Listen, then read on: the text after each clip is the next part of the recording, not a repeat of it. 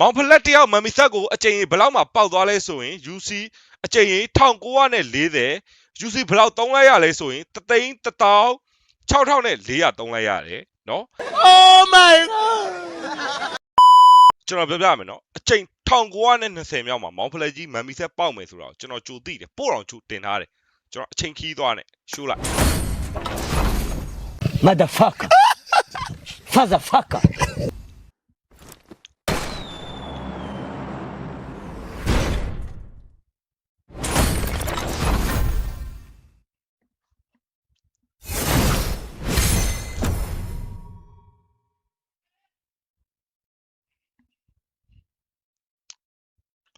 ပြောမယ်ထင်လားပြောမယ်ထင်လားလို့စီချီကိငုံးမ What the fuck ချိန်တစ်ထောင်မှလာပေါက်ဟမ်ပြောပြလိုက်မယ်နော်ကဲအားလုံးပဲနော်မမ်မီဆက်တွေသူများတွေနော် UC နည်းနည်းလေးနဲ့ပေါက်တဲ့အောက်တွေမှာမောင်ဖလက်ကြီးကိုမမ်မရှင်းပါနဲ့နော်မမ်မီဆက်မပေါက်သေးဘူးလားလည်းမမေးပါနဲ့အနောက်မှာမမ်မီဆက်ပေါက်သွားပါပြီနော်အဲ့တော့အားလုံးပဲမြင်မဲ့ထင်ပါတယ်မမ်မီဆက်နဲ့ဆိုအရင်ချိုးပေးပါတယ်ပေါက်တိုင်းမဟုတ်ပါဘူးဖောက်တိုင်းကိုမပေါက်တာပါတော်သေးတာပေါ့နော်ခွက်လေးဆွဲရအောင်လို့ဒီကလည်းရေတဲ့ထမင်းပါအားလုံးကိုကျေးဇူးအများကြီးတင်ပါတယ်ဟုတ်ကဲ့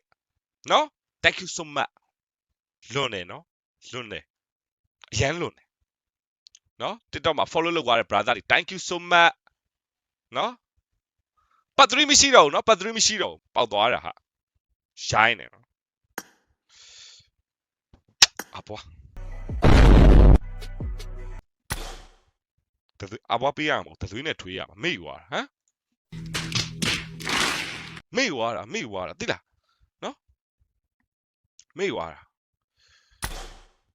မောင်ဖလက်တယောက်မမ်မီဆက်ကိုအကြိမ်ဘယ်လောက်မှပေါက်သွားလဲဆိုရင် UC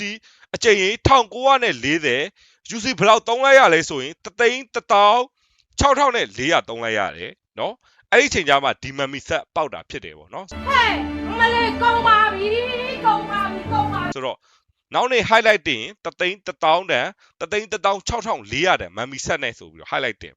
နော်အားလုံးပဲ thank you so much ကျေးဇူးတင်တယ်